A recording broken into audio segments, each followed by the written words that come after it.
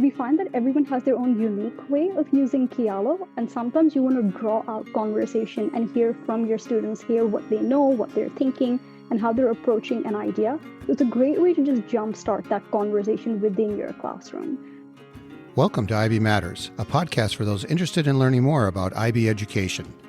We interview teachers, students, and educational leaders around the world to learn how the International Baccalaureate Framework of Education has improved their practice and how you can use it to improve education in your school.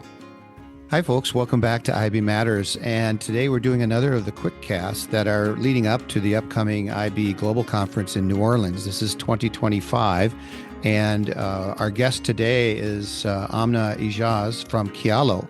And Kialo is an organization that's new to me, but it's not new to education and to IB, and they have some great connections that they're making with IB folks, and they'll be at the IB conference. And so I want to welcome Amnah for being on the podcast, and also I hear you are going to actually be at the conference yourself, even though you are currently in Pakistan. So welcome, and why don't you introduce folks to yourself and tell us a little bit about Kialo Education. Okay, so hi, thank you very much for the introduction, and hello everybody who's listening. I'm Amnah. I supervise all our IB related work at Kialo. So this is a lot of different things. It's resource creation, it's teacher trainings, and then it's also external partnerships with organizations such as the IB Source, the IB Exchange, and people like Michael Dunn, who's running theoryofknowledge.net. So it's a really fun, exciting job, and part of it involves fun, exciting travel to places like New Orleans for the upcoming conference. I'm super excited to be going there and meeting a lot of you guys in person. Yeah, that's great. And I look forward to doing so myself. So why don't you tell us a little bit about what Kialo does? Kialo's a free online discussion platform. It's grounded in a lot of pedagogical research into argument mapping, which is one of the strongest methods for training critical thinking.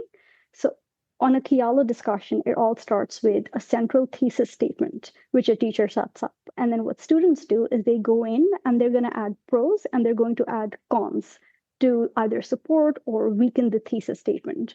Each of these is going to have its own set of pros and cons, and so on and so forth. So what you get at the end is a branching argument tree that helps you identify how different ideas connect. It lets you spot where you need to add rebuttals, and it lets you really see the logic of an entire argument. It's completely collaborative, and it's a whole lot of fun to add to your classroom. So when you say online conversation, the conversation's happening entirely online, or is there some verbal like back and forth that happens in the classroom together?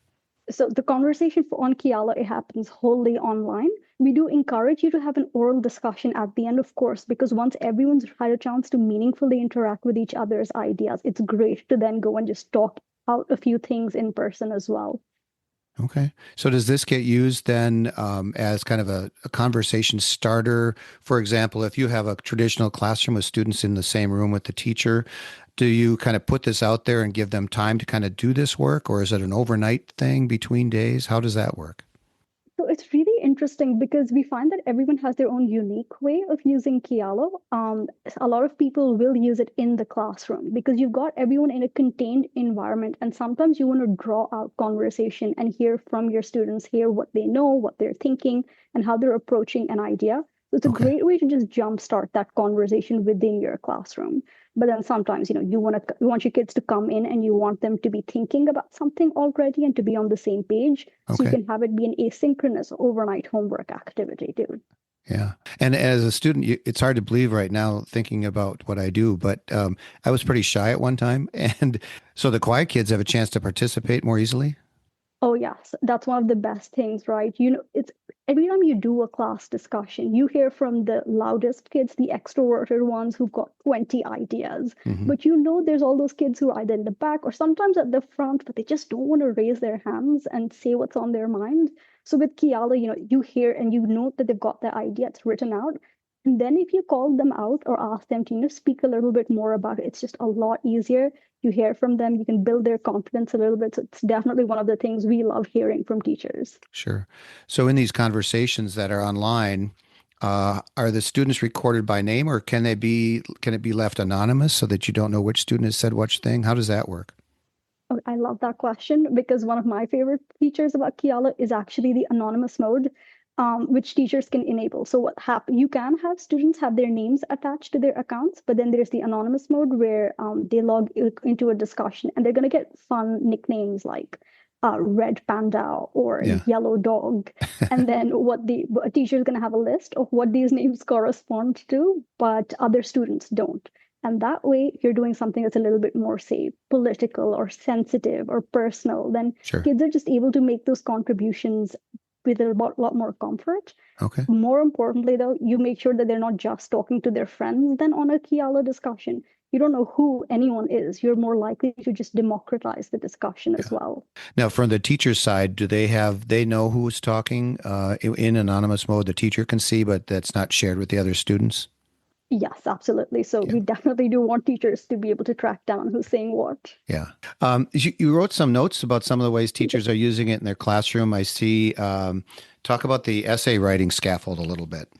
Oh, okay. So one of the ways that teachers use Kialo, it's actually as a pre-essay writing scaffold. So before you even start writing out the essay and all the words and ideas, what students can do is they can draft their thesis and their supporting arguments. And then they can go out, do their research, find the sources that they're using to support different ideas, and they can put all of that structure down on and content down on a Kialo discussion. And because it's bare bones, right? It's the actual meat of what it is that they're basing their essay and their thought process on. You just can go in and very quickly give them very meaningful feedback. And that way, before the writing process is even started, you've just got a really good concept, really well fleshed out, and it makes the remainder of the process a lot more seamless. So pre-writing scaffold is just one of the best ways that you can use Kialo. I know for students, especially as the TOK essay and the other essays come up, it's such a lifesaver. So definitely Nice. one of the more useful use cases for Kialo. Yeah. So, and you also added that it sounds like something on the flip side, from the teacher's standpoint, there's teachers have the availability to do some lesson planning using this process. Yes, we've got a lot of conventional ways in which teachers use Kiala, but then we've also got some more interesting and unique ways that they try it out. So we use some of that information, and then we also work internally to create a series of resources. We've got some resources that are being shared on IB Exchange right now. Okay. They're obviously completely free of charge, and they're just really, really great ways for you to get started on using Kiala. So they're pre-made resources. They've got the lesson plan, slides, and a couple of other editable things that you can work with. One more thing about Kialo is that it's free. So that blew me away when you said this. People listening go, oh boy, another thing I have to buy. So tell me about why it's free and how people get connected to it. So Kialo is very lucky. We're funded by a philanthropic organization, a foundation, and as a result, we don't charge anything for Kialo. And I know that, when you hear that, you have to be skeptical because then you're wondering, okay, is there a pro version? Is there an ad-free version? None of that. We've got one Kialo and it's completely free of charge. And we have no intention of changing that ever. So it's completely free and it always will be. Okay. And one final thing before we let you go, you are also collaborating with Michael Dunn from TOK.net. Tell us a little bit about that collaboration and how you guys, how you are connected and maybe what he's doing there. Okay, so Michael connected because we just felt that there was a shared ethos there, right? So Michael's focused on giving teachers, and Michael and us, what we're focused on is giving teachers the resources they need, but don't always readily have to train students' critical thinking skills. So Michael's site makes teaching TOK accessible, and our platform's designed to train some of those key TOK skills, such as perspective building, evidence evaluation. If you go take a look at Michael's mini lessons, they're actually a great representation of how naturally our two platforms fit together. As far as his presentation at New Orleans goes, Michael's doing our presentation for us at New Orleans because we get a slot as global sponsors. And we really wanted to do something that honestly everyone was going to be excited about, teachers, him, and us. And I mean, today, with the scale of information everyone's exposed to, especially students, coupled with AI, critical thinking is just more important than ever. So if you're attending Michael's presentation, what you can expect is a whole lot of practical, ready-to-go strategies on how you can refine your classroom approach and make it integrate critical thinking more meaningfully. Is it the title is Making Critical Thinking Accessible? Is that the title? Oh, the title is Critical Thinking in a Polarized World. That's what Okay. it is. Oh, perfect. Great. And folks listening, if you're going to the global conference right now, you've already been sent a link to the app for the conference, and you'll be able to look that particular one up by either by Michael's name, Michael Dunn, Dunn, or tok.net, or through Kialo. I'm sure you could find where it's located. So, and then you have a booth there, and you're going to be there yourself. So, what can people learn at your booth, and maybe what are you excited to share there? The thing I'm most excited about sharing is actually Kialo's bespoke candy. It's always a crowd favorite, and I'll it's be so there. much fun to hand out. Yeah, and I'll give you extra as well. So definitely come by. But more seriously, so if you come by the Kialo booth, you'll meet one of me, Stephanie, or Luis, and we'll give you a quick demo of Kialo, the platform, and we'll talk you through whether or not you want a little bit of support, a demo for your teachers, and basically just show you how Kialo works. So it's mostly just a fun conversation. Oh, that'll be wonderful.